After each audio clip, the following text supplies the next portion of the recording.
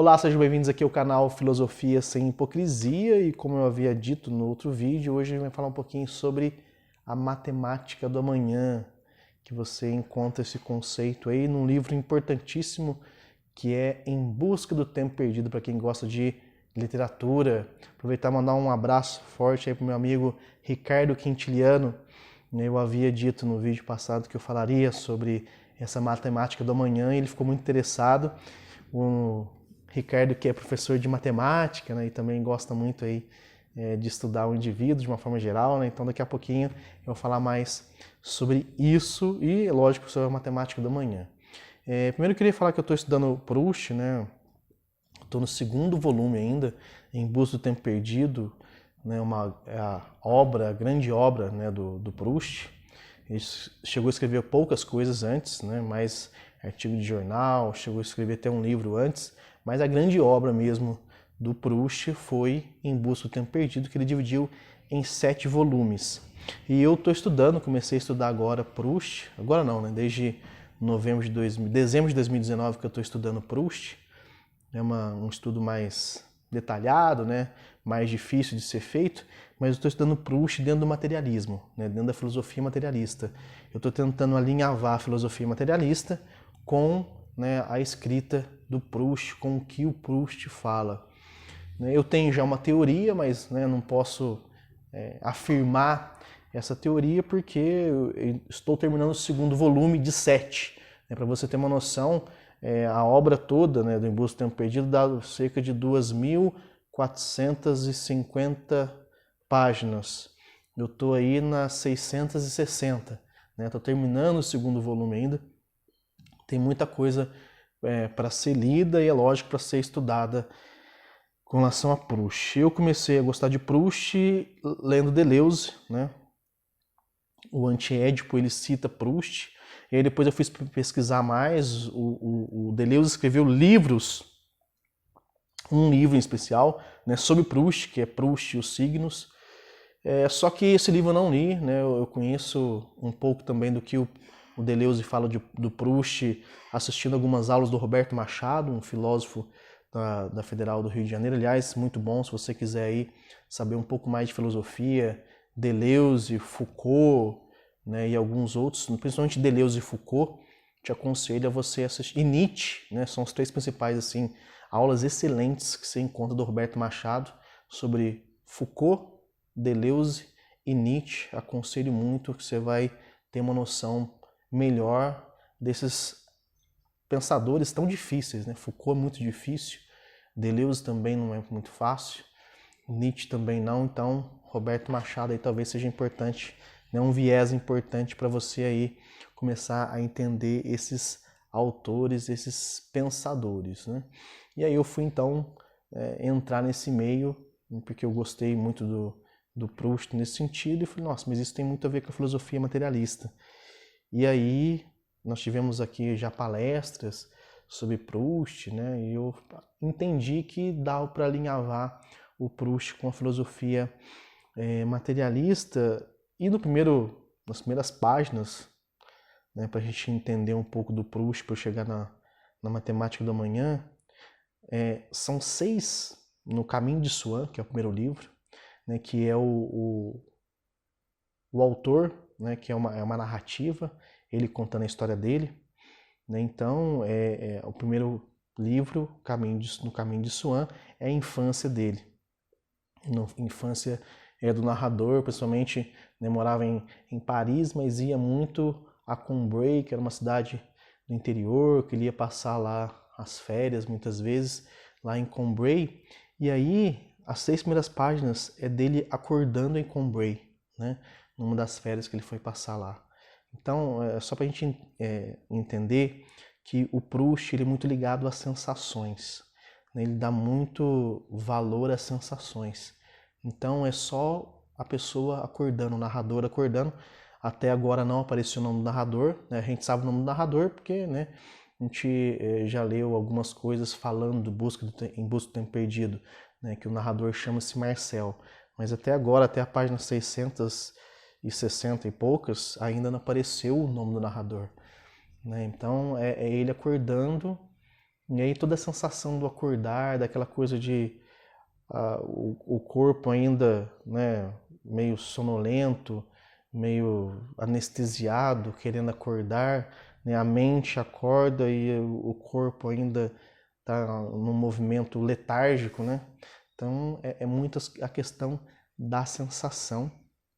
E aí eu tenho uma teoria que eu já vou contar rapidinho antes de falar da matemática da manhã, de que, e eu já vi isso também, eu já, né, grifei várias partes do livro e fiz anotações, de que Proust talvez, né, devido a esse detalhamento que ele faz das coisas, dos acontecimentos, talvez ele seja aí o escritor que mais dê importância às sensações, às percepções das coisas, e isso tem muito a ver com o materialismo, né? O materialismo fala para a gente não ignorar o nosso corpo. E aí Proust está envolvido nisso, tem tudo a ver com isso. Até indico para vocês aí a leitura. Eu tô com esse exemplar aqui, ó, que é o que eu comprei um box, né, da Fronteira, Nova Fronteira, esqueci o nome da editora aqui, Nova Fronteira, que são 7 volumes em 3 livros, eles dividiram em 3 livros, realmente é muito denso, né, mas muito legal.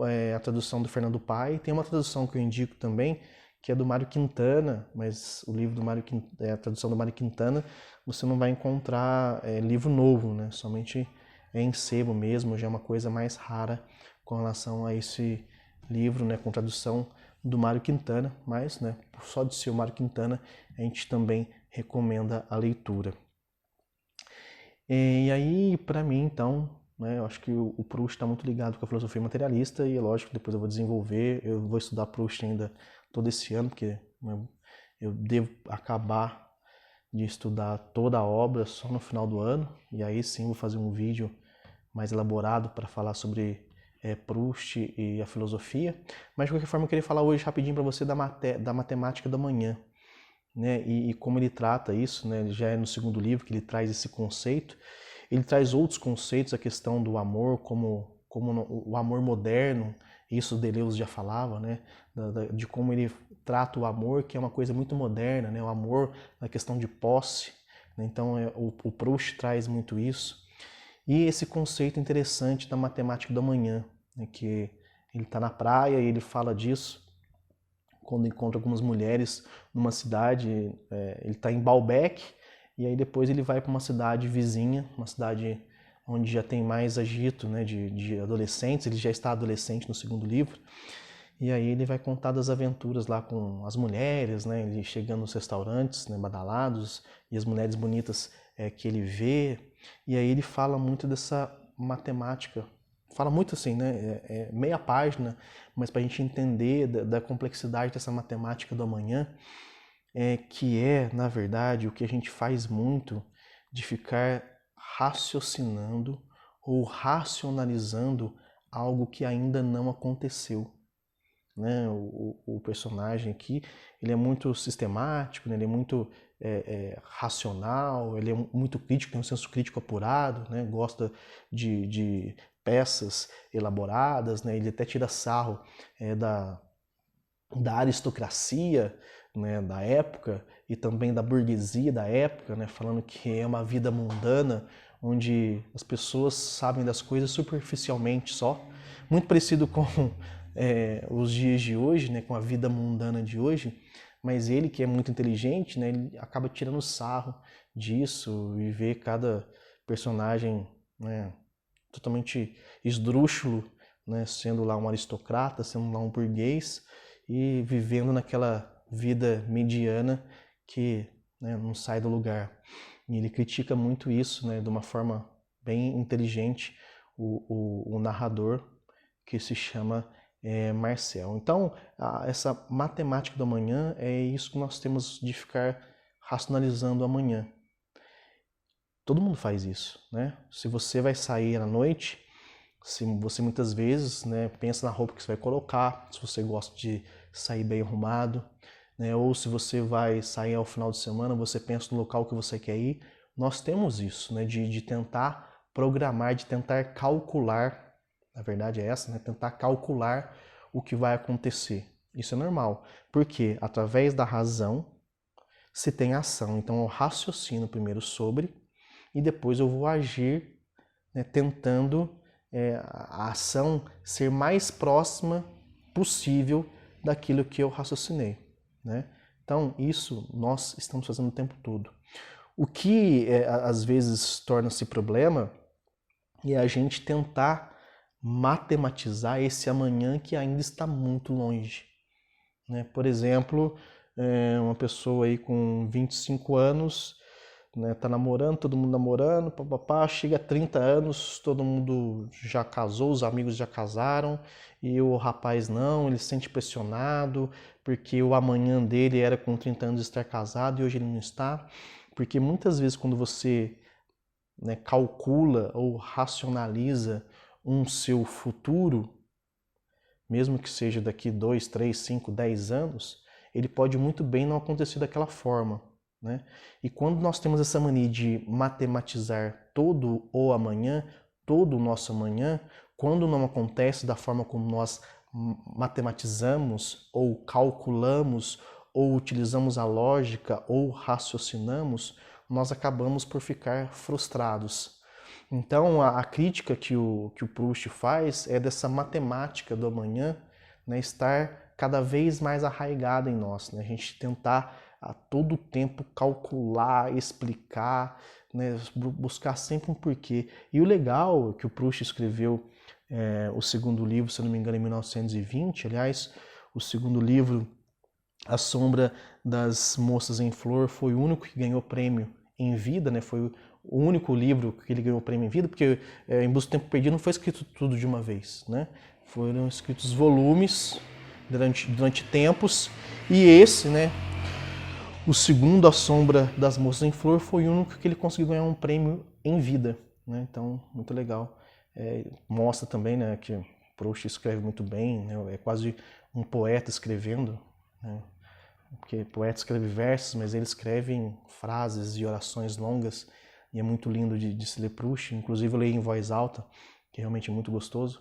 E aí ele acaba trazendo, na época de 1920, um pouco do que estava acontecendo na época. Porque o que estava acontecendo na época, dentro da própria filosofia?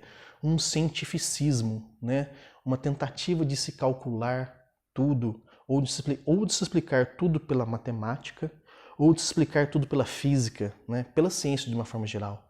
E isso acontece até hoje, a gente vê isso acontecendo até hoje. Quantas pessoas falam assim, eu só acredito, né, no que pode ser explicado através da ciência? O que é você achar que o homem já superou a natureza, né? E o homem nunca vai superar a natureza porque o homem faz parte da natureza, né? Então é óbvio que o homem nunca vai conseguir explicar todo o universo. O homem nunca vai dar conta de explicar todo o ambiente no qual ele vive. Isso é impossível, né? Isso não... E tem pessoas ingênuas, ou de forma ingênua, ou porque realmente estudam muito a ciência, né, e veem que ela explica muita coisa, acabam acreditando nisso, mas é impossível, né? A ciência não conseguiu explicar ainda a consciência ou toda a forma do funcionamento do cérebro, né? Tem coisas, e tem uma frase do Rimbaud que eu gosto muito, né? Um poeta francês, que ele fala o seguinte: as rosas não têm porquê, né? Tem coisa que não vai ter porquê, tem coisa que a ciência não vai explicar, tem coisa que a física não explica, tem coisa que a matemática não explica, né? E isso se deve à nossa vida. Só que, como nós somos hoje muito voltados a esse cientificismo, ou seja, essa forma de tentar explicar tudo pela ciência, a gente projeta tudo isso na nossa vida, né? Então, nós também queremos projetar tudo na nossa vida, queremos explicar tudo na nossa vida, queremos racionalizar, planejar toda a nossa vida, né? E aí é essa grande crítica dessa matemática da manhã, que o Proust traz esse conceito interessante, né, que a gente não consegue, não é possível se fazer isso, né? Então, assim, é lógico, a gente tenta planejar, racionalizar para que aquilo aconteça da forma como a gente quer, ou da melhor forma, mais próxima do que a gente quer, só que nem sempre é assim. E quando não acontecer, a gente tem que entender que também é algo natural, né? É natural a gente racionalizar, né? Pensar, sentir, pensar, racionalizar, né? Planejar e agir, e aí tentar fazer com que todo esse sistema aconteça, né, essa espiral aconteça de forma, né, perfeita, mas também é natural que as coisas saiam daquele planejado, as coisas saiam da curva, né? Eu não planejava namorar e estou namorando, né? Eu não posso sofrer porque estou vivendo algo que eu não planejei, né? Eu tenho que entender que isso é algo que muitas vezes nós não temos o poder de decidir, né? E talvez essa matematização, essa matemática do amanhã seja uma coisa que não deixa a gente viver o hoje, né? Então, a grande crítica do Proust é: quanto mais a gente faz essa matemática do amanhã, menos a gente vive o hoje, menos a gente vive as nossas percepções, as nossas sensações, as nossas alegrias, né? As nossas, às vezes, até tristezas, porque a gente fica pensando nesse amanhã e muitas vezes nesse amanhã que nunca chega, né? Então, uma teoria que eu já pensei que ainda não posso afirmar porque ainda não li toda a obra, mas esse Em Busca do Tempo Perdido do Proust, talvez, né, não posso dizer isso de forma clara, mas esse Em Busca do Tempo Perdido do Proust de hoje pode ser essa percepção que a gente deixa de sentir, que a gente muitas vezes ignora, pensando na nossa profissão,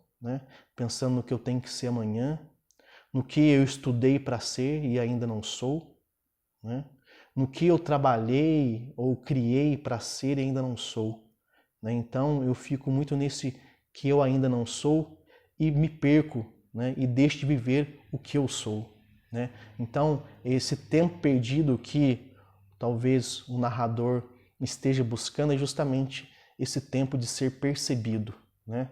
Então o que é perdido é o tempo que é percebido, né? É o corpo que percebe tendo esse espaço e tempo e que muitas vezes a gente deixa para trás pensando ou no que a gente quer ser ou no que a gente foi, né? Porque também tem muito isso no Proust, né? Ele mostra muito o Swann e a Odete, né? Como eles são hoje devido ao que aconteceu no passado, né? E aí o Swann, isso no primeiro volume, né? Ele não consegue esquecer o que a Odete foi. E como ele não consegue esquecer o que a Odete foi, a Odete de hoje, que é uma Odete totalmente diferente, ele não consegue aproveitar a vida com essa Odete. Porque para ele ainda, a Odete de hoje é a Odete que ele se apaixonou. Então, assim, é muito bacana.